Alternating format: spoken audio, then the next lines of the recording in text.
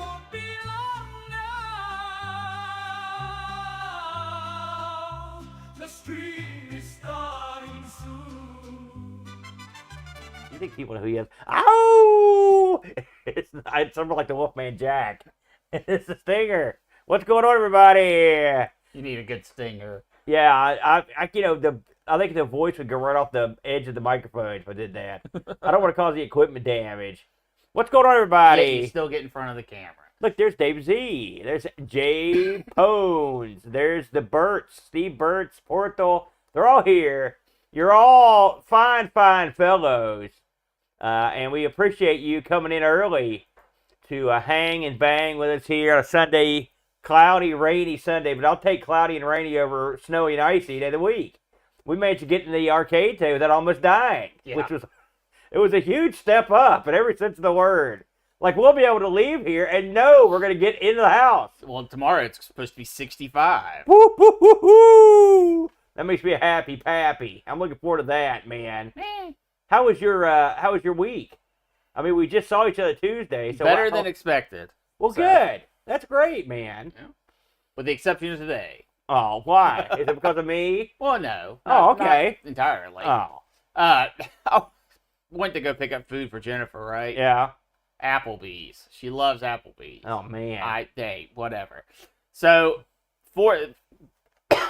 at like 3 o'clock, scheduled pickup 4 o'clock. Yeah. I get there. They don't bring my food out till 4:27. Yeah. I was like, I'm sure she had a very complicated order. That's why it took so long. Chicken tenders Yes. and macaroni and cheese. You know, it's Valentine's Day layover. That's why there's a lot of people. So, by the way, happy belated Valentine's Day.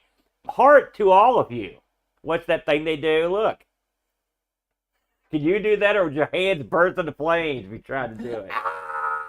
You know, whenever I see somebody do that, I want to hurt them. It makes you want to rip their heart out like in... No, you're supposed to want to heart them. No, it makes you want to do the thing like, remember Temple of Doom? Where the guy would wrench into their body, like rip out their heart? You know, like Kano does. That's what it makes you want to do. I understand that you hate love. And all No, I love and love. all that but, experience. no, I love love, but love hates me. That's what Jeremy got that wrong. I don't know what I did, but that's okay. Another Valentine's Day was eating a spaghetti-o dinner.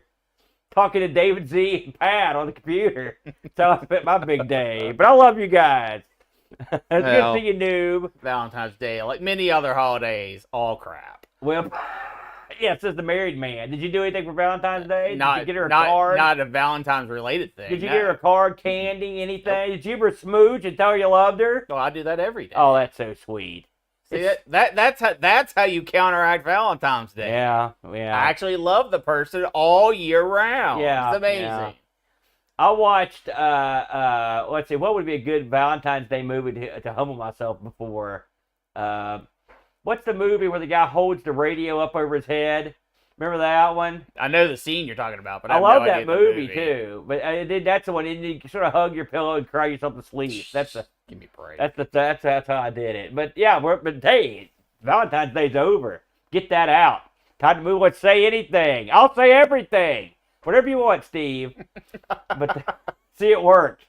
I'm looking forward to warmer weather and sunnier dispositions across the board because everybody's been kind of grumpy because of the bad weather. No, I've been grumpy for different reasons. Well, I mean, I'm not talking about you. No. You can't get any grumpier. It's gotta be a basement in the grumpiness. Anything going on this week in the world of the Brent? No, I mean everything for the past month has been lead up to yesterday. So now that yesterday's done, it's an easier path. Yeah. Everyone's a much calmer, much nicer. I want to wish our dad, by the time you hear this, actually before next week, my dad will have turned 79. 79 and feeling fine. I had dinner with him yesterday with all his family around. And it was a lovely time. It was a good time. He looked healthy and happy and full of vinegar. And he had a good meal and he had a good dessert. They gave him a free dessert. They were happy. They were happy boys. So happy birthday, Dad. I know you don't watch this, but we can pretend. Is his birthday on the 16th or the 18th? It's one of those days. Well done. You were just Hey, at his celebration. I wasn't gonna say anything, but I was just happy birthday, Dad. That's all I'm saying. I do love that movie because John. That's in the movie. He plays a kickboxer, and that was before most people knew what kickboxing was. I mean, most normal people. Of course, I knew. That, of course, is a reason to love a movie. So Well, well it's a good movie. I like the radio scene too. It's beautiful. It's about true love. I'm a romantic at heart. I'm going to guess anything generated by Hollywood has nothing to do with true love. What's up, Retro and Jerry? far more to do with true money. Oh my God! Why don't you just bring us down? What happened to some of your dispositions? You said that didn't apply to me. I think it's an art. Speaking of sunny dispositions, I want to thank my good buddy Jack Flack for a couple reasons, because he'll be mentioned today on the show. But Rob Flack O'Hara sat in with me Friday night, with Boat being out of town in San Antonio, to do the Amigos / Sprite Castle edition of Three Stooges. Now, if you were watching that live, we did a 45-minute history segment on that show. I'm not gonna lie to you. Me and Flack are both big Stooge fans, so we went, and also we're both long-winded oath types, and so we knew it was gonna be long. If you tuned in the next day and noticed that edition was gone, it's because YouTube decided we made a couple boo-boos. So I'm fighting it out with YouTube. So the video that's up now is sort of the cleansed version without the 48-minute history segment. But I promise you, that 48-minute history segment is going to appear sooner than later, as soon as YouTube gets their head out of their hiney's. Yeah, and this is you fighting YouTube. It is. Yeah, well, I know. I'm in the right here. I know I'm in the right. But if for anyone that cares, the audio version of it is the full Monty. You get everything in that. So, but we had a good time. Too good a time, because and the thing is, after we finished and we went off the air, we talked for another half hour, 45 minutes or so after that. So, me and Flack are two blowhards, which is the way we are. It's true. We just two loud goofs, but it was fun. I had a good time. You don't have to convince me, man. But I will say, after a week with Rob Flack O'Hara, I'm anxious for the reappearance of John Bodekar come back home and do this show, because with the exception of Amigathon, I don't think Boat has done an Amigos for like a month. So it'll be good to have him back, unless there's one in there I'm forgetting. But I don't think we did one.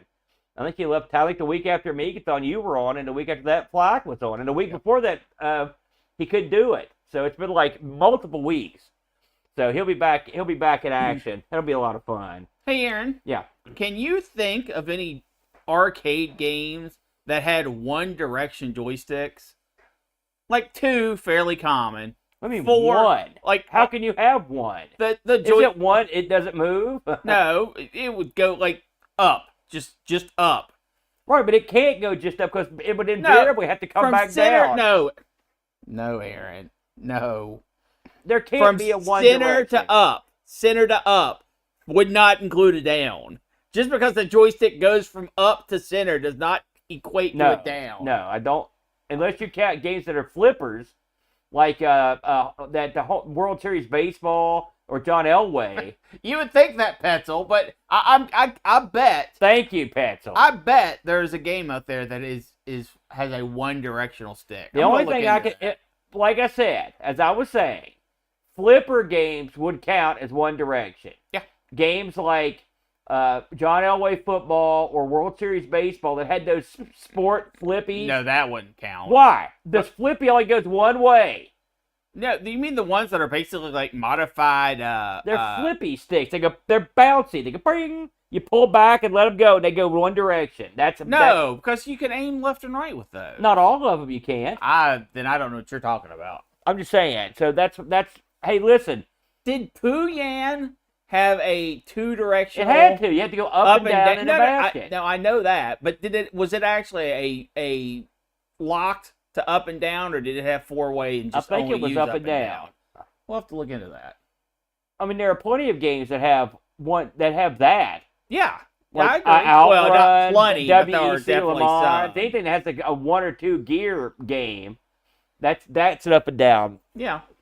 Why is this on your mind? I was just looking over there. I was thinking, We have a 2-directional game, arcade game, Galaga. Yeah. We have a 4-directional arcade game, Donkey Kong. Yeah. And I guess technically we have an 8-directional game, arcade game in the main cabinet. Yeah. It's like, I wonder if we have any ones. I do remember with that. Remember the magnetic joystick I had that let you could program in what directions it would sense? Mm-hmm. I do recall that you could program it to sense only an upward direction. Oh, see? All But right. that doesn't mean you could do anything with that. Well- Let's think for a minute. That would involve the screen auto moving, and you would probably be like jumping. Just for jumping, example. yeah.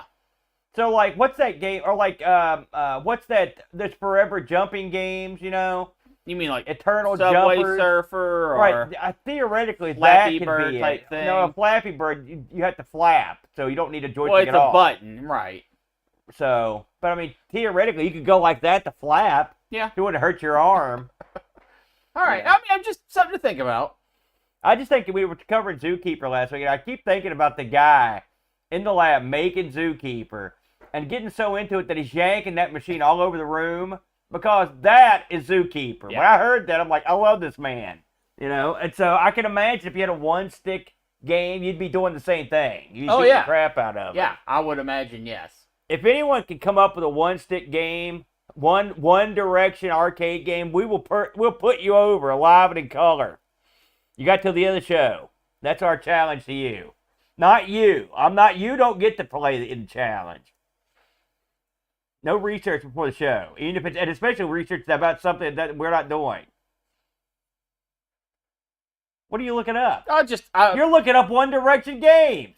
Yeah, I just wanted to do a quick They don't exist. one-word Google thing, and nothing came up, so it's something I'll look into. I'm just thinking, I'm thinking ARG wheel piece. I think that would be terrible. Oh, by the way, We've done one-button game. What's the difference? Thanks for Christopher Folds, who sent in some brand new Hot the Presses wheel pieces. Oh, did he now? Yeah. By the way, if you want to, Ooh. see, that's just like the flippy stick. That's what I'm talking about. Well, no, Tapper. I think Tapper. Of course, that's not the only control, but it is on there. So I think Steve Birds gets a trophy. He gets a little pat on the back. Nice job, Steve. That was Tapper's quick, exactly what I was thinking. Tap. You weren't thinking about that. You didn't say it. It was the type of thing. That's exactly what I said. You poo-pooed. No, you didn't. I played plenty of World Series baseball and John Elway. Ugh. I mean, what do you mean? Ugh. You heard me. I said that.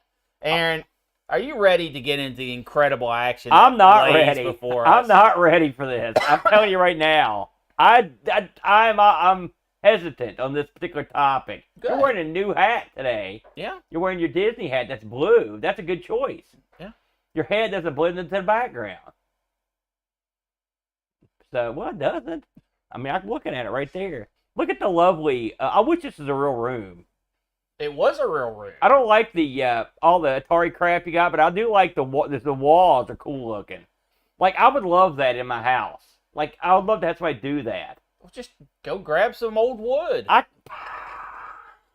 Just the fact that just grabbing it would hurt me. Then there's the simple matter that I don't know how to do anything with wood. Just glue, slap it on there. I'm sure. Glue, it's round. You have to bend the wood somehow. Oh, you mean the doorway? No, you got no chance of that.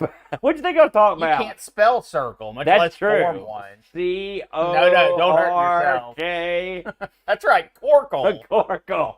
Did I do that? Is that guy? All right, are you ready? I was born. That's all I can Hey, say. that's right. Well, unfortunately. I was born. All right, we're going to go to the... Oh, wait. Wait. Atari Limited, suddenly. What are you doing? I'm checking to see if anyone's in YouTube chat. Look, did you see that? You know, if you watch yourself back, it can be embarrassing and feel wrong. No one currently in YouTube Well, chat. you don't That's broadcast okay. and it makes you sound like a failure. Well, no. Well, we don't really start YouTube chat until we start the show, so I understand. What does that mean? Just what? Oh, okay. Are you ready? Born.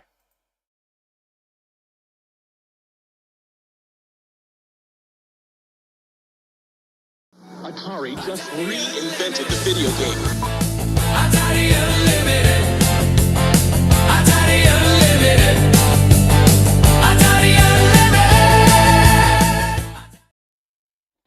everyone, and welcome back to another edition of Atari Unlimited, the show where we talk about all things Atari, games, appearances, anything, restaurants, snow globes, anything with Atari in it. Vague mentions of Atari-like words. That's good enough to get you in. That's right.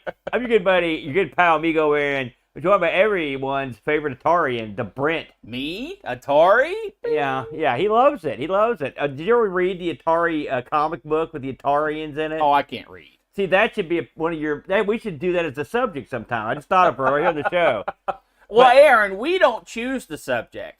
We merely present the panel that you can sign up for at patreon.com/theretrorotation. It's a valid point. And then they vote on what they want to hear. And this was it, Aaron. This was it. I will say, I'm going to preface the show with this little disclaimer. Okay? And the disclaimer is, this is a topic so profound, so huge, so out there, amorphous, that I shudder to try to cover it. But by God, we won't back down from Atari in movies and film. Yes. Atari, its appearances in movie and film. We're going to touch on some of the heavy hitters and some of the not so heavy hitters this week. You were real excited about this one, aren't you, Brad? I was, Aaron. I think this is an interesting topic. Mm-hmm. Now we have modern movies that are based off of video games. Oh yeah, right? yeah. Your Mortal Kombat, your Street Fighters, your Resident Evil. Those aren't that current. Aaron, a Mortal Kombat movie's coming out like later this year. Yeah, but that'd be a future. So let's say like Ready Player One, something like that. Also valid. But we wanted to look at what was going on back in Atari's era, right? Yeah. How were they doing this kind of stuff?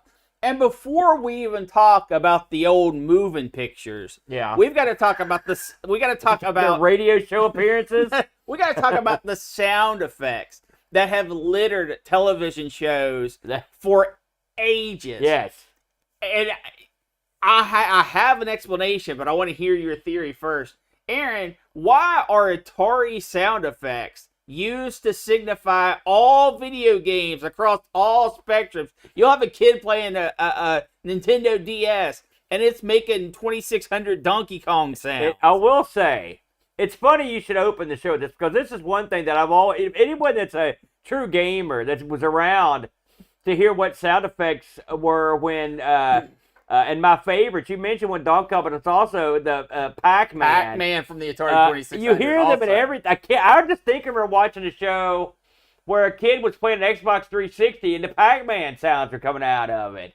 So I'm going to take a guess as to why that happened. There are two main reasons. Let's see if you get either of them. All right. So a lot of these film producers and directors and whatnot are old. Right. And so when they think of a video game, the noises they think of, the first noises they ever heard come out of a game were Atari 2600 sound. Now, that's my first guess. Now that is widely believed. Yeah. But if you think about sound engineers, that's not what normally happens. Go ahead and give me your second guess. So that one was wrong? That one is so far down the list, I don't even think it's considered on the list. Okay. I would also say that this is what Hollywood perceives that people think video games sound like that don't play video games.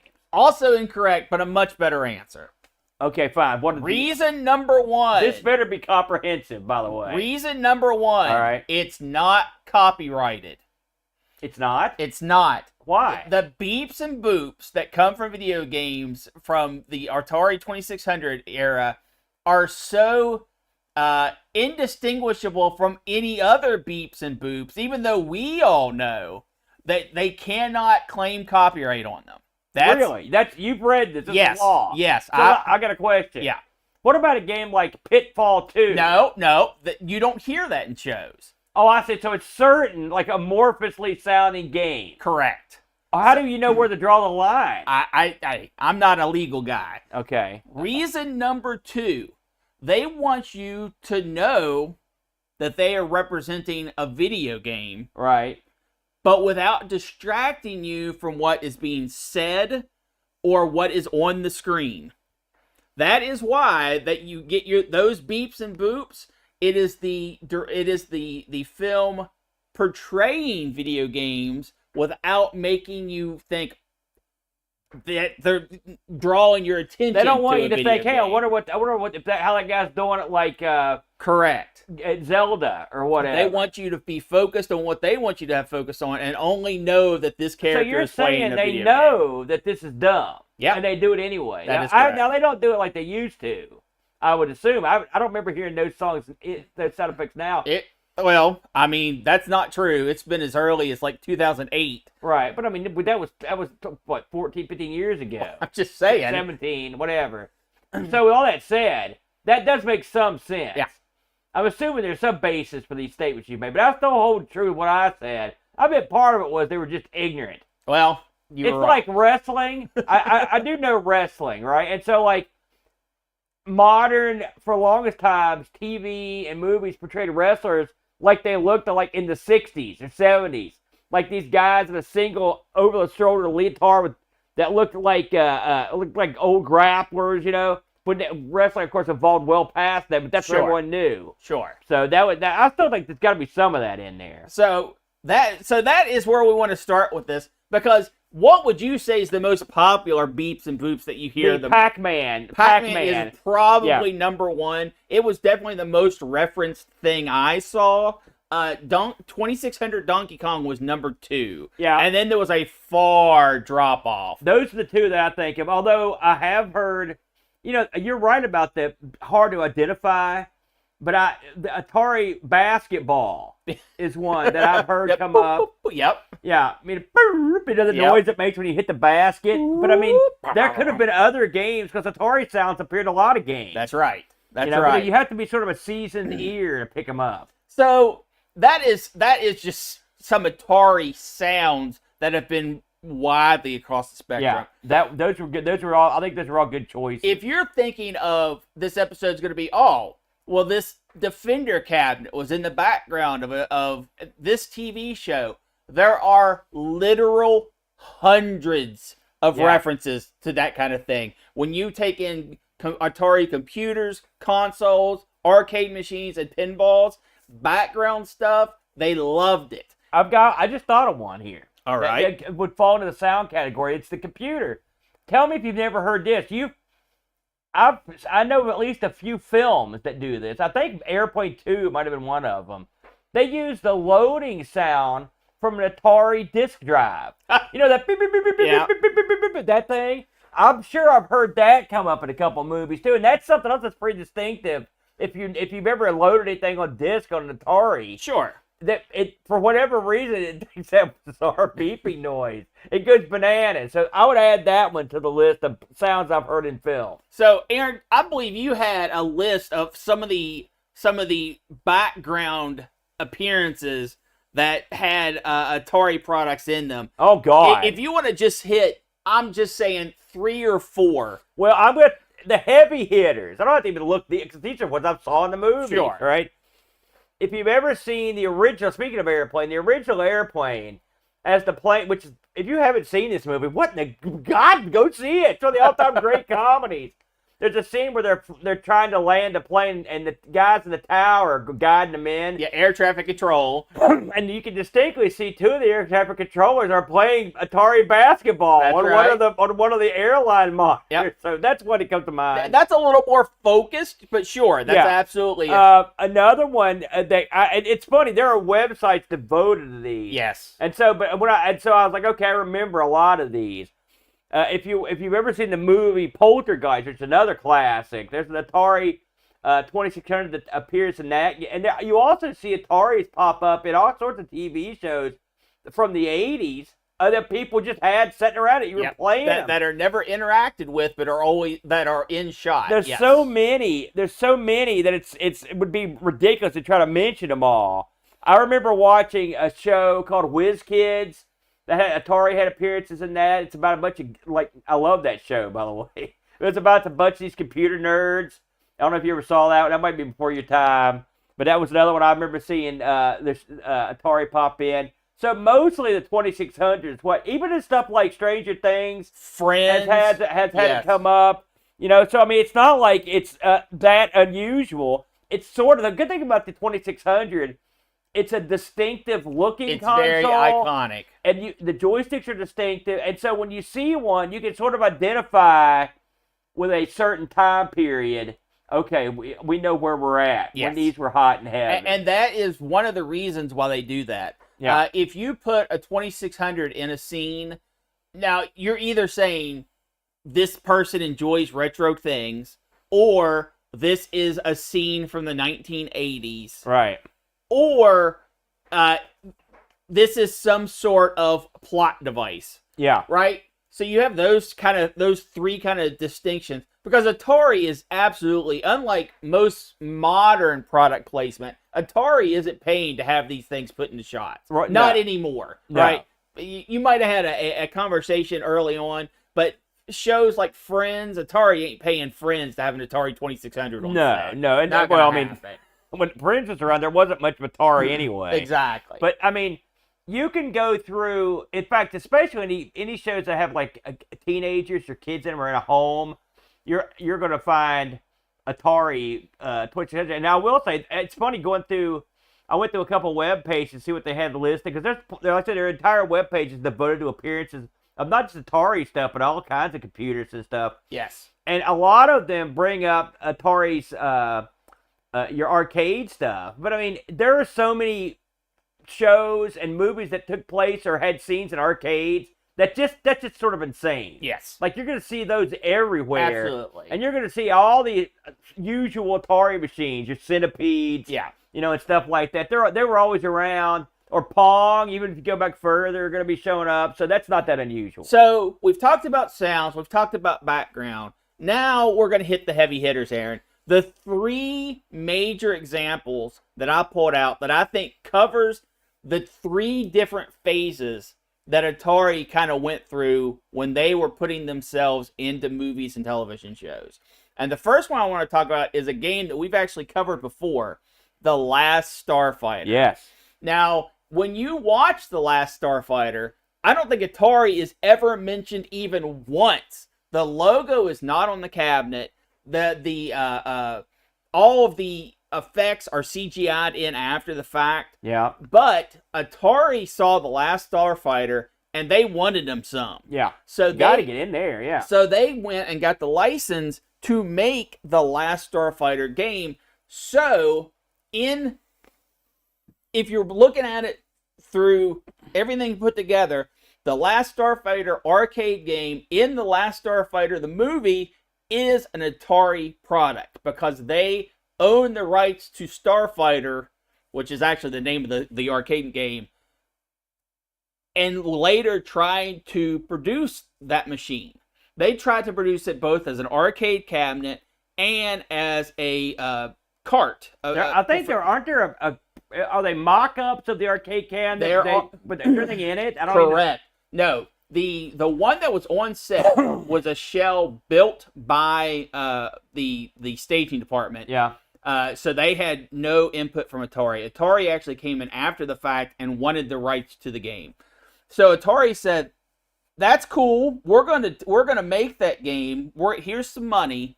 Here's what we're gonna make. We're gonna make an arcade game. We're gonna make a computer game, console, however you want to view it, and we're going to go in there, and when this movie blows up, everyone's going to play our game." They tried to sync a release at the same time as the movie. Everything fell apart. Yeah. And if you're wondering, hey, I don't remember that being in the arcade, that's because they never made them. Yeah. When Atari... First of all, this came out at the absolute worst time for like Atari. 83 or something like that? Yeah, this movie came out in 84 when Atari was on hard times. They said the cabinets for these would have cost $10,000 in 1984. Ain't no arcade's going to be paying that kind of money. So they actually had prototypes in Atari that were rumored to have worked, that you could play, but it has been completely lost to time. Now, the home conversion got a little more action. They actually had that about 75% complete, but Atari, they couldn't get their act together. They couldn't get it released on time. it eventually became a completely different game under a different title. I can shed a little bit of light on this one. Absolutely. So Atari did in fact attempt to do The Last Starfighter on the 8-bits. It's funny because really there was never there was a game called Orbiter that was made. Okay, Orbiter. And it was done by Gary Stark and Bruce Pullman and Robert Vieira, who did the sound. So they took Orbiter and they were like, okay, this is going to be The Last Starfighter. The funny thing is, Last Starfighter was never released. It was in prototype. When I was a little kid and I was babysitting at my neighbor's house, we played this on his Atari. Believe it or not, I played The Last Starfighter. I don't know where we got. His dad must have downloaded it somewhere. I don't know where he got it. I have no idea. But I actually played this. And so, but it never was released. And so, ultimately, what was going to be The Last Starfighter became Star Raiders 2. Yep. Which I also played. Star Raiders 2 is it's pretty much identical to what Last Starfighter was going to be, with some cosmetic changes, because the prototype says The Last Starfighter in it. It's got all, that sort of stuff in it. They just take that out of there. They were making a 2600 version of The Last Starfighter, believe it or not. Yeah. Which this was new to me. I hadn't heard it until when I was doing research this week. It ended up being released as the very popular and amazing for the time and the system Solaris game. Yep. So Solaris ended up being a huge, I don't know how well it sold, but it was a huge game amongst the devotees of the 2600, a very popular game. So, but sadly, they never got to release this into the wild as an actual game. It's kind of sad. It's even got a distinct cartridge number and everything, but it never got out. So I read, and we'll see if this meshes. This had something to do with the Atari arcade split with the consumer division, didn't it? It was. Yeah. It was, but ultimately, even Atari even had in the credits at the end of The Last Starfighter saying, come play the arcade game now, right? And when Atari saw the film, this was after the split between the home and the arcade version, or arcade divisions. Yeah. They saw the type of graphics that The Last Starfighter was in that, and Atari had planned on doing wireframe. And they said, well, we can't, this is not going to happen. Yeah. So they just... Can you imagine even attempting to do something like that? It would have been the first one of its kind. Now, I will say this. I love that movie. Now you've seen it, haven't you, The Last Starfighter? Oh, absolutely. The scene where they unleash the Death Blossom is one of my all-time favorite scenes. So, as a kid, you're like, oh, yes. So cool. I like the alien guy. He was funny. The ships were cool. And at the time, the graphics were, that Tron-y style cinematic ship-to-ship combat stuff. Yeah. They held up then. Yeah. Some people now don't like it now. But, if you look at it, if you look at anything 50 years removed or whatever. But at the time, I was like, man, this is the future right here. So great. It's a shame that they didn't get a full-on release. Yeah. Boy, and I will say, there are parts of the game. I was a big Battlestar Galactica fan, and the way the Cylon ships moved in Battlestar Galactica reminded me a lot of the way they moved in ultimately with Star Raiders 2. And they looked cool. I thought it was a pretty good game. They did, like I said, they made some moderate changes between what was The Last Starfighter and Star Raiders 2. They changed some planet names. I think they changed a number of star bases in it, a couple of stuff like that. But you still sort of get to play the game. If you ever tried Star Raiders 2, I would give that one a whirl. We have to cover that one sometimes more in depth. We've done that one? Oh, there you go. The second look I want to see, I want to take a look at, is when someone looks at Atari and says, we're going to integrate you into our story. Right. And for that, I have Futurama. The episode is Anthologies of Interest 2. This was a 3-story episode where each commercial break, you kind of get a new story. And this was the second one in that bunch, called Raiders of the Lost Arcade. And the premise here, for those who don't watch Futurama at all, is Fry, one of the kind of goofball characters, asks the what if machine is what if life was more like a video game. And the whole premise behind this is the evil Nintendo 64, led by Donkey Kong, is invading Earth. And he brings forth his Space Invaders, which is exactly what you would think it is, to invade Earth. And on the hero side, you've got the military, not military, the military, commanded by Colonel Pac-Man, who joins up with the main character to fend off the invasion. So you've got your Pac-Mans, you've got your Space Invaders. It's got tons of little cameo things in there, and it's all pulled from old school Atari properties that have been put in here, and others. Oh, tons. Yeah, tons. Because like Space Invaders is heavily featured, obviously. Yeah, obviously. So you kind of look at it, this is, in my opinion, this is the second type of way to have Atari in your television or movies, is when you're taking old properties, maybe that got permission, probably not, because it's all parody, and have that as a main focal point for your game or for your show. If you did not know what Space Invaders was, if you did not have any history with Atari, this story would mostly still be okay, but you would obviously be lost on all of the kind of inside jokes about how the Space Invaders are attacking by going down and moving left and speeding up.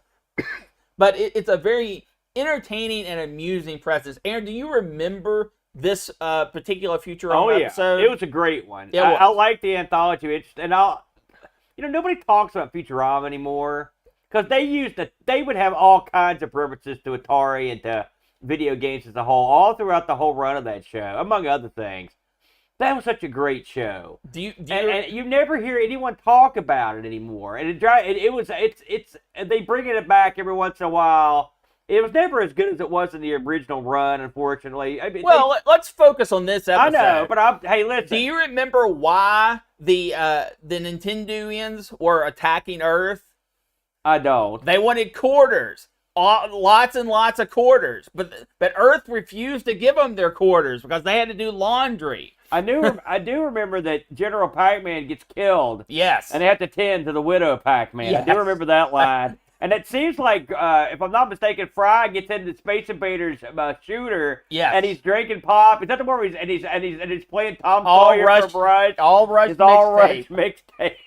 That does take you back. It does. Although Fry would have been growing up in the early 80s or late 70s to make that reference, but still, good stuff. I think this is the loosest tether to the Atari. But there was some Atari stuff in it. Without Atari, I will say that. It is all Atari. No. It's all Atari properties. Space Invaders is an Atari property. Pac-Man's not an Atari property. Donkey Kong's not an Atari property. Nintendo's not an Atari property. Right, but it was. You're an idiot. if you think that Space Invaders and Atari aren't attached at the hip, you're a fool. Hey, we made a lot of money before Atari got hold of it. That's all I'm saying. But the main event, Aaron, yes, the one that I really think drives this whole episode home, is Cloak and Dagger. Yes, Cloak and Dagger, the 1984 film that featured the kid that was in E.T. That's Henry Thomas. Yes. It also featured what is the main guy's Dabney Coleman? No, yeah. You don't remember his name? He's the main guy. I know. I remember him from other movies for some reason. Yeah. So, 9 to 5 comes to mind. This film has a very interesting merge with the video game. Yeah. Cloak and Dagger was a reimagining of a short story called A Boy Cried Murder. Yeah. And in this, if you're not familiar with the movie, I'll just give you the briefest synopsis. A child with a very overactive imagination who goes out and plays with his invisible friends and that kind of thing, talks to his invisible friends,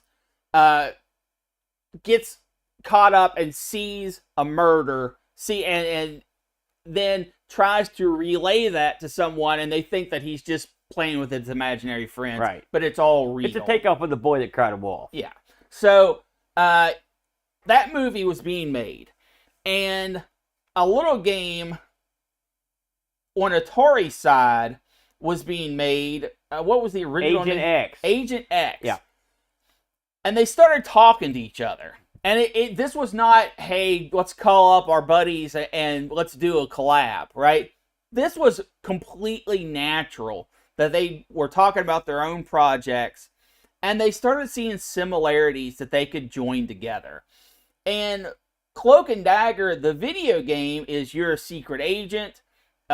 You are traveling through a mountain, a hideout, to try to collect all the plans, the hidden plans, to get to the end to kill the bad guy.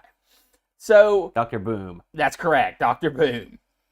They said, let's tweak a little some things on your side, the movie side, and a little few things from the game side, and let's really shove these things together. And what they ended up doing is, in Cloak and Dagger, the movie, a secret military plans for an invisible bomber is trying to be smuggled out of the country. And the code, the blueprints for this thing, have been hidden in a Cloak and Dagger cartridge Atari 5200. for Atari 5200. Yeah. And that fuels the entire movie. They have people playing the game Cloak and Dagger. They have people talking about the game, about how awesome it is. I mean, pushing it hardcore. Some of the movie takes place inside of a video game shop, a computer repair shop. He also sells D&D stuff in that. Well, shop, he does, too. but that's not relevant to what we're talking It's about. with the me brother. And on the Agent X side for the video game, they decided to change the name. They decided to have that you were picking up plans, because it was a little rough around the edges, that they were still working on it, and they wanted to launch these things simultaneously. And Atari's Atari, so things didn't quite work out. What are you saying? The arcade game, now this was released in 1984. Yeah. So again, that big mergers or the big splits happening between the arcade division and the console division. Well, the arcade game hits their date. They release close enough to be considered part of the movie. However, the cartridge side for the 5200, not only does it miss its release date, it never gets made. Yeah. Completely scrapped. This was after Jack Tramiel took over and said, no, we ain't doing that. So even though you have an entire movie where the sole MacGuffin is the game that you were going to put out there to market, he decided that it was not worth the hassle, the effort to put this onto the 5200. Remarkable how Nintendo did this with the Wizard on Super Mario Bros. 3. I mean, Nintendo funded that whole project to basically be a glorified commercial for Nintendo. Oh, yeah. But this was 30 years earlier. Well, not quite that many. 20 years earlier. And they did it organically. It was the first time that I could find reference that a movie changed aspects of the filming to incorporate a video game. There's a lot to this story. Yeah. And so I'm going to sweeten the pie, if I may. Absolutely. First of all, this is a way better film than The Wizard. I'll tell you that right now. Well, that's not up to debate. No, everyone knows it. Someone mentioned, in fact, Bike Me in chat mentioned this was filmed in San Antonio, Texas. Do you know why? It was to be close to somebody. The lead actor lived there. Yeah. So they didn't have to take him out of school. Yeah. For everything I read and saw, this movie was made, this movie was not even close to getting greenlit until E.T. came out. When that was a huge monster hit, it was go time. It was go time for this movie. I love Cloak and Dagger. I loved this movie when it came out. I thought it was great. And the plot, Dabney Coleman plays the lead character's his like invisible friend. Yeah. Who's sort of a surrogate for his father, who's always busy. There's some real beautiful undertones in this, but the thing that got me about the movie was, like, you think it's a kid's movie with the two little kids running around. There's murders, and it's murders aplenty. Bloody murder. Yeah. Falling to your death murder. Kids killing people. So this was pitched. The writer and director of Psycho 2 did this movie. Okay, the two guys that did that, so they'd work together. And they thought to themselves, hey, there are no action dramas for children. Let's do one. And they were right. They were right.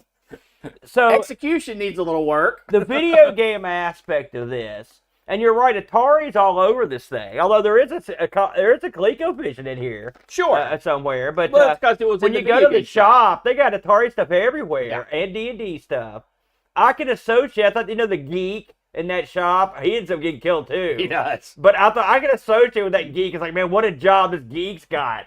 He's living the dream. He just sitting around playing the game. I want to talk about the arcade game a little more in depth. Yeah, we're going to go more in depth because I was telling Brent before the show, like when he told me, he goes, listen, the game this week we're going to play Cloak and Dagger. I was like, and I'd heard of Cloak and Dagger, and I've even tried to play it, but I always sucked at it. I couldn't figure out how to play this game. All I could do was run around and shoot the spark.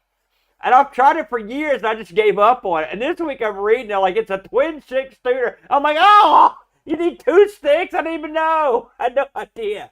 So this week, lo and behold, I was doing much better with the second stick than without. So get this, Brent. The designer of this game is Russell Daw.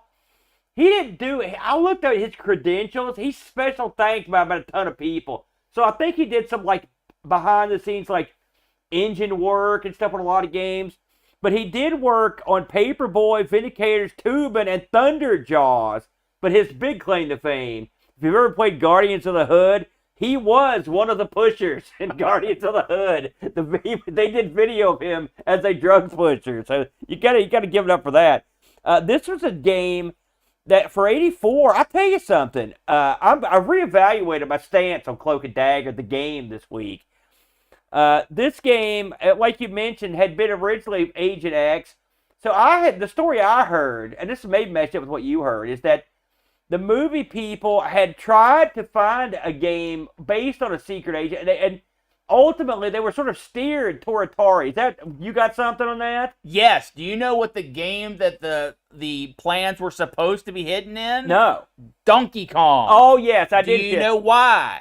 It's because they didn't think that game made sense in a movie like this. Because Donkey Kong is popular. Oh, okay. Well, there you go. That might be part of it. So, when Atari agreed to change the name of this, and I mean, really, you can play the prototypes for Agent X.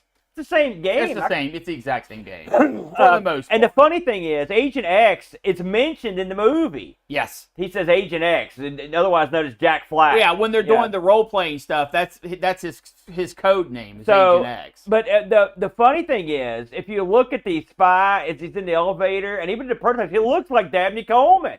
He looks just like it. A little bit. He's got the mustache and everything. So the game ran on the 6502, and this was going to be a board. So get this. Here's something I bet you don't know. I bet I do. Okay. This game was released as a conversion. Did you read that part? Not only is it released for a conversion kit to Defenders and Robotrons, because that is some of the most produced cabinets that was in the arcades at the time. The reason why they put it as a conversion was because they were out of money. Yeah. And they couldn't make actual cabinets. It's the first fully developed conversion kit that Atari ever did. And it's funny because you use everything in the Williams, and including the soundboard, but you pop out the CPU and the MPU for that. Here's another little thing you may or may not know. It's like this game, guess what, didn't make too many of these. They only released 139 of the actual dedicated machines. Well, those never got released. Those were all prototypes that never saw market. Well, except for test markets. Well, I mean, I've seen marquees for them. Yes. I looked around to see if you could find an actual machine for sale. I could not. No. I'll look. So, Britt mentioned the premise of this game is that you're Agent X and Dr. Boom has stolen the secret plans. and then he's escaped, and he's got a secret entrance under a tree. Yeah. And also, he looks like one of the old Fry guys or something. He's just basically he's like a big puff of He's hair. a cloak. No, that's a cloak, man. It looks like he looks like a big wad of hair. No, that drives that's by. his cloak. So you follow him down the tree, and then you get into the elevator. Now listen, say what you will about this game, but these elevator scenes are off the chart. They're incredible. You've got Agent X in the elevator. He's in a trench coat. He's got his hat. He's got his briefcase. And the elevator comes down, and you can see the light coming through the crack in the elevator. It's got a number. It opens up. But they've got so much stuff that Agent X does in the elevator. He flips a coin. He whistles. He cleans his fingernails. If you're real close to getting out of there, sometimes he'll be partially burned. His hat can be on fire. Stuff steals his hat in the elevator. Like, he does tons of stuff in the elevator. He'll look at you and wink or give you a thumbs up. Yeah, and what makes it really awesome is, like you kind of mentioned, depending on how close the explosion was when you got out, will determine what elevator scene you get. So if you literally just make it out by the skin of your teeth, usually your hair and your hat's on fire. But even if you make it out with a fair amount of time, but still the explosion was going off, you can see in the crack of the elevator door the explosion that's happening as it's real going cool. away. It's incredibly good, nice detail. I'm pretty sure that we saw this played on like Starcade or something. It's very possible. So, because I know we'd seen, I remember the elevator scenes, even on that show, looked awesome. Once you leave the elevator, this game gets, this is one weird game. So, your job in this game is to basically get into a room and then on an entrance and get out the exit. And they can swap sides depending on which way you come out of the elevator. So, part of the game is is going in and trying to collect stuff that you want for points. You have to collect a certain thing to get so the exit will pop open, or the bomb starts going off and you can get out. But there's a ton of collectibles, and they're intermingled with stuff that will kill you often. So it's real. You can't just go in there and go party time. And there's tons of conveyor belts. And the game has a lot of zigs and zags to throw you. For example, there'll be parts of the place you're in that you can't get to unless you blow holes in the wall with your weapon. And it looks like you're throwing like a sword or something. Well, it's some kind of arrow to represent your You've shot. also, of course, again, this is a twin-stick shooter. So if you've ever thought to yourself, this Robotron, the space is too wide open. What would it be like to be doing this in like an enclosed cave?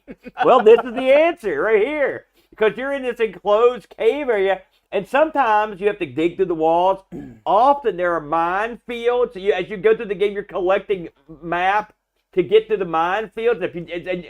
Go ahead, please. You're dying. The way the game works is you'll have normal stage, normal stage, normal stage. And in those normal stages, in each one, you can collect a part of the map to get through the fourth stage, which is a minefield. If you have some of the map parts, you'll get some of the map. Yeah. If you have all of the map parts, you'll have a line that literally snakes through the level that if you follow that line, you'll never get hit by a mine. So all this is insane. Yes. We should mention that in every room is a bomb. Yes. In the middle of the room. That bomb is probably going to explode. And so if you're in there when the explosion's cool looking. Yes. I have stood right on the edge of that elevator and jumped in at the last second. You can pull it off. And that's sometimes when you get the wacky effects, like your guy's all red or his hat's on fire. You know, it's real. It's so clever.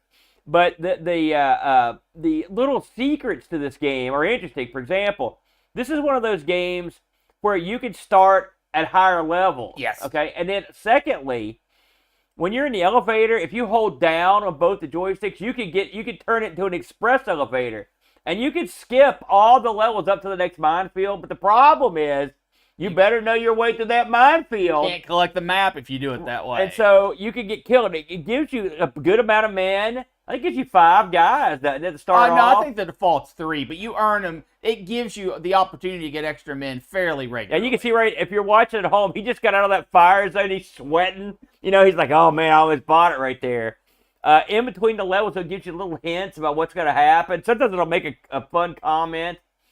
if you go through, I believe that Dr. Boom is on level 33. 33, correct. If you go, by the way, I never made it to Dr. Boom. No. Okay, but I think there's a world where I could get there because I was doing pretty well. But there's some small stuff you have to avoid that will kill you. Like, yeah, that's what makes the game hard. The bad guys aren't super tough. They were a lot harder when I couldn't shoot anything. I can tell you that. But anyway, once you get to Dr. Boom and defeat him, then you've got to leave the way you came. And so every level, there's a huge crater in it where you blew up the bomb in that level on your way out the door. And I've read that at the very end of the game, it gives you a little sneak peek at the plans, whatever the plans were. The game has a lot of character. It does. When I first started looking at this, I was like, man, I'm going to poo-poo this game. Because I was like, and you do have a button, which you mentioned. Tell them what the button does. The button is the spark. Yeah. It's the spark button. And if you are feeling adventurous or having trouble getting something and you need the other door to open, you can spark the bomb. And the bomb in the middle has a fuse on it. So you can actually spark that fuse to set the bomb off earlier. And if you do that, if you spark it right next to where the fuse is going to the bomb, you're going to die. Yeah. But if you strategically spark a little bit later in the fuse and whatever and run out, it gives you bonus points. Right. So sometimes it's worth doing. I rarely did it because normally I was just trying to get across that room as quick as I could. Yeah. This is a game, it's not for everyone. You've got to have a special setup to play it. You have to have 2 sticks. Yeah. Twin 8-way sticks. If you have, I didn't try this on the arcade machine because I found out too late. I was just using my twin stick controller. But this is a game I could see myself getting into. Yeah. There aren't a ton of twin stick games out there, not as many as people think. And so when you come across them, and they're sort of all like a Smash TV type, this is the only game of this type I've played that's like this. This is more like an adventure game than a crazy shooter. And it's like, I always wonder why twin stick shooters didn't get into more areas like this. You know, but the fact that you can skip levels, the fact that it's got the express elevator, the fact that you can memorize paths, what they mentioned, memorizing them. There's a lot here. I think it's got a lot of character. I agree. So I'm surprisingly, I'm going to give this a big thumbs up.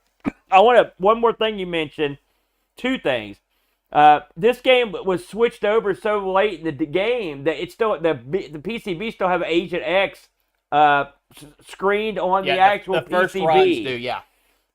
Also, the port you were talking about for the 8-bit computers was being put together by an employee named David Cornstalk. He never finished it, as you mentioned. They killed it dead. But I mean, if this is one you haven't tried and you like that, and there's a lot of people that like twin stick shooters, this is one you should give a whirl. Yeah. I was surprised. It's funny a game like this exists, and I assume, I don't know if they ever made anything else, because I heard this was going to be a game that was going to have, or the arcade machine was going to be sort of like something they could put multiple boards in, swap them out, but I don't know what else got made that went into that plug. Yeah, I'm not And I couldn't sure. find any information out about it, sorry. And I couldn't find any of these for sale, obviously. Obviously not. A few tidbits, a few little Easter eggs I want to throw in here. On Cloak and Dagger, the movie portion of it, they do not call these carts. They're not video game carts. They always call them tapes. Yeah. That was the way we did it back then. Of course, the plan in the cartridge, as I mentioned before, was for the invisible bomber. It looks exactly like a stealth bomber that you would know today. Yeah. There was a scene where this is being played in the repair shop. Yeah. And of course, he's playing it on the 5200, which that version never existed. They actually hooked up a monitor, ran the cords off screen to an arcade cabinet, and Russell Rusty Daw, who is a developer for the game, That's the guy. was playing this off screen. Oh, good. I wonder if he got credit to film. He did. I love it. He did get credit. However, there's a wee bit of a problem because when this game, when he gets in the elevator, the screen goes dark. Yeah. In some of the scenes, you can actually see Rusty's reflection in the monitor. Oh, that's awesome. So that is my story arc when it comes to Atari and media. where they started as just buying their way in last minute when other people used the properties and when they joined forces. Now, Aaron, when Cloak and Dagger released, do you know what was special about the Cloak and Dagger movie release? Yeah, I do. I do know this one, and I'll tell you why. Because I saw the ads back in the day. This was a double bill, so this would have been a heck of a viewing. It was released along with Last Starfighter. Yes. As a double bill. Do Yep. they still do double bills? They anymore? do not do. This was it's a very, very rare thing to get a double feature. Yeah. And this was double feature. The Last Starfighter and Cloak and Dagger was how Cloak and Dagger made its way in the theaters in the very beginning. The funny thing is, it's not that funny. So, Last Starfighter did okay in the theaters, not great. This bombed in the theaters. It did not do well at all. But of course, this is one of those movies that, like, when they went to, like, HBO, like, everyone, I saw it on HBO, everyone saw it. They played it a million times. And so if you grew up back in the 80s, you would have seen this movie a million times. I think this made like $23 million in the theaters, but it had a very healthy home VHS release. I don't think it made that much. I went to look it up. Yeah, because opening weekend it made $9.7 million. It did. I know it. They said it was not a money maker. That's all. I know that for a fact. With all that said, though, it did two great things, or three. It spawned a really good game. It was a good movie. And it spawned the nickname for a good buddy, Rob Flack O'Hare. Rob Flack O'Hare gets his nickname from Jack Flack. And I will say, I love the character of Jack Flack in this movie, this gung-ho attitude. And whenever the kid didn't do what he wanted, it pissed me off. I like the fact they had a little miniature of Jack Flack. I love the fact that this movie was based around video games. I love the fact that the movie was based around a guy that sold D&D stuff. Like, this is like screaming at a guy like me to love this movie. And I did. I thought it was great. So if you haven't seen this one, watch it. If you haven't played the game, play it. That's it. Sarah, I think that wraps up our look at Atari and media. Yeah, and we could have went down about a million different roads with this. Just in closing, you could go out and find Atari products and everything. But I will say, I think their ultimate maneuver was becoming a big part of that movie, Cloak and Dagger. So I think that was a good one. So we'll put that one to bed. Now, next time out on the Atari Unlimited show will be March 8th. This is talk about putting in a different gear. We'll be looking at the best-selling games of the Atari 400/800 home computer. Yes. So these will be games, and presumably, this is pretty much will lead most of the 8-bit games, considering for the most part, they didn't stray too far from the hardware of the 400/800. That'll be a lot of fun. That means we're going to be playing a lot of 8-bit Atari. I'm down with that. Okay with that. Next week, it's February 22nd. We'll be the Retro Rotation Worlds again, and we'll be back on our Sinclair. And this time out, the Game Selection Committee, Collabs Club, has chosen Cookie. We're going to get a Cookie next week on our Sinclair. And then to round out the schedule, March 1st, we'll swing back around with ARG Presents, and we'll be looking at games that were developed by Gremlin Graphics. Yep. So that should be a lot of fun. Just a couple quick items before we go. If you are a big fan of the Three Stooges, myself and Rob Flack O'Hara came together. It was a Amigos Sprite Castle event, Brent. And we looked at the Three Stooges, and we took the deepest dive you could humanly imagine. It's out right now. If you're a big Three Stooges aficionado, I'll get it. Check that out. Something else I want to announce, probably in early May or late March, we will be doing another round of International Computer Club. I'm going to start trying to nail down a date. So I'll like to hear some dates thrown out in the Discord or drop me a line. And I should mention, we never do it, anytime you want to contact me or the Brent for anything, including stuff like ARG Presents pie pieces, suggestions for topics for Atari Unlimited, or any comments or questions, you can always reach us on email address argpresents@mail.com. argpresents@mail.com. Got anything else, the Brent? Nope. All right. We will close the book on this one. So until next time, get your VCR out, load up your copy of Last Starfighter, and double bill it with Cloak and Dagger.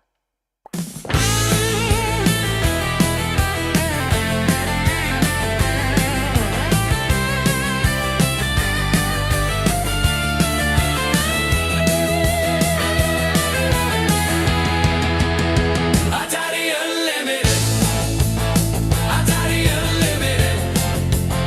Atari Unlimited. Atari Unlimited.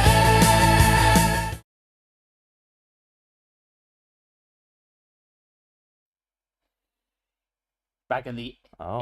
ARG suite. Yeah. Oh, I forgot we were still online. I was already doing other stuff. Hey, everybody! My God, thanks for coming in. Keyboard G, Bike Me, Tex. All right, Fred. Thank you guys. There was a lot of meat probably left on the bone on that because there's so many different ways that you could go. But I thought you picked out that. Well, the Futurama was quasi, but the other two were good choices. The Futurama one did have some Atari stuff in it though, so I can't completely poo-poo it. By the way, the Futurama game, am I nuts or did Atari actually, did they publish that? No, I'm almost positive you are nuts. Thank you, Upshift. Good to see you, man. Hey, here's a flash quiz before you guys go. Who can name what they think Yeah, you're an idiot. is a top-selling Atari 8-bit game? Throw some out here. I'm just going to Well, take... for the 400, 800. That's, well, I mean, they're pretty much all I for understand, that. I understand, You but I know. just wanted to make sure we narrowed it What down. can you think of, because this is with no research, what do you think is a Oh, I have top no seller? idea. Because it could be something like Pac-Man or Donkey Kong, or it could be something like Ghostbusters. I mean, it could be anything. Yeah, I mean, we'll have to do the research and see. I hope the research is there. I'll be honest with you. Here's a little behind the curtains of how We've got curtains. Atari Unlimited works. I literally think up things that I think would be fun, and then you guys vote on them. And then I panic. And then Aaron's like, Aaron literally was messaging me today like, we're doomed. I don't know what's going on. Please, God, help me. You know, it's funny, Petzl, you should say that, because Centipede or Millipede 1, it might have been Millipede, I think that one's built into the Atari XEGS. Not exclusive, Keyboard G. Doesn't have to be exclusive. Yeah, I would say exclusive, but although that's something we could get on that path. We could look. That'd be kind of fun. Yeah. They give us something to talk about. Yeah, Asteroids is another one. I mean, it could be, or another one. Everyone seemed to have Star Raiders, the first one, you know? And one would wonder if it didn't appear on the 2600, did they sell more up on the 8-bits? I don't know. I don't know. See, I hope you haven't painted me in a corner here, because I got to figure this out. Oh, but Aaron, every suggestion is a new paint stroke. Yeah, I know, but why me? Am I not under enough pressure as it is? Did you have to do anything? I mean, for this show, I Yeah, but T-balled it up. You know me. I can't come in I know. unarmed. I've got to have some panic. You have to panic. Yeah. See, that's what I was thinking, Steve. You know. That's something I love about Atari Unlimited, man. You have stupidly just given me the range to go nuts. My buddy used to edit the ROM to get better ultimates. Oh, I see what you mean, Bike. Rescue on Fractalus. That's another good one. Hey, Ricky, you're so fine. Sorry, I'm an idiot. But I liked Rescue on Fractalus, but it was hard. And I will say, when that little jerk came up and destroyed your window, it used to scare the piss out of me. If you know what I'm talking about. That's another show, Ricky. That'll be movies and TV shows on the Atari. Yeah. It's actually up for voting right now. No, I don't think the poll is up yet. But Basic cartridge. Did they sell those? I thought they would come with the machine, but maybe they didn't. do you think I should do a never before done thing to our little streamer buddies and let them know what's going to be on the next poll? I think I will. For the next poll, we have... You just want to brag about your own genius. We have such as it is. 9 topics, as always. We have Atari paddle controller, Chuck E. Cheese, important women at Atari, movies and television on Atari, kind of the opposite of what this week's was.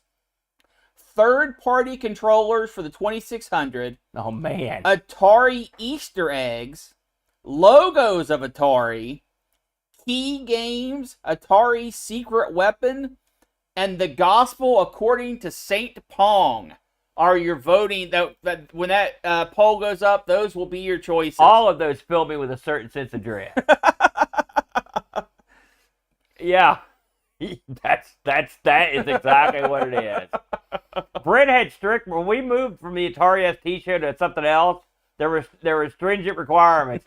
It's funny because I told you I'd give you until the new year. I mean, if I didn't like it, we would talk about switching it. But then I forgot. So now I guess I got to wait till next year before I can say I don't like it. But so far it's okay. I like the David Crane one. That was good. I think all the episodes are fun and different and interesting. I think all of them have something interesting to bring to the table. I like Atari. Yeah, I will say that. That's what makes it easy. Yeah, that's true. You should have saw. It's funny. We were being flacked on that Stooges show. Like before we went on, he was sweating bullets. I'm like, what the hell's wrong with you? He's like, I've been nervous all week. I'm like, why? What? For this? And then he killed it. You know, he's got all the knowledge. When you're getting nervous over something you already are well versed in, that's just stage fright. I get nervous when I'm being interviewed or during interview. I get nervous at International Computer Club every time. Sure, because a lot can go wrong. It's funny because that's like going to war. I'm real nervous at the beginning, and then I try to stay awake towards the end. That's usually the way it goes. And then I get real nervous. Like the worst is like when we do them live. Man, when me and Bo put on those jumpsuits and that Coco thing and went up in front of those people, I thought, wow, I would have wished to have been anywhere but doing that. I was like, oh my God. I couldn't say anything because it was my idea. That's what made it worse. See, when it comes to dumb things, I can do almost anything. And like shows like this, I know you were all freaked out. I wasn't that freaked out, but I was concerned. Aaron, do you want to go back and look at your Discord? You were like, it's over. Close the show down. We're not doing it. By the way, Steve, it's funny that I wish that video game Superman 3 existed. I know exactly what you're talking about, where he's going through the canyon and they're shooting at him. I love that. In fact, I love Superman 3. It's not the best Superman, but it's certainly the funniest. And the fact that Superman fights himself, I love evil Superman. When he blows out the torch for that Olympian, that's an all-time great moment when the guy just walks off. When he's flipping those peanuts into the bar and blowing up the glass in the mirror. Real quick, Aaron, a quote from you. Yeah. How are we going to get a show out of that? Yeah. Well, yeah. That's right. To be fair, you can probably cut and paste that on everything we've ever done. All right, Aaron, I'm hungry. Let us call it a day. Thanks, everybody. We're back on track. So theoretically, me and Boat should be in the saddle on Friday, and me and Britt should be back here next Sunday for our Sinclair. So is today Sunday? It is. Okay, cool. Either that or I'm in trouble at work. I can tell you that right now. So thanks again, everybody. We will catch you guys on the flip side. Have a good week, and we'll see you next time. Bye. Be there.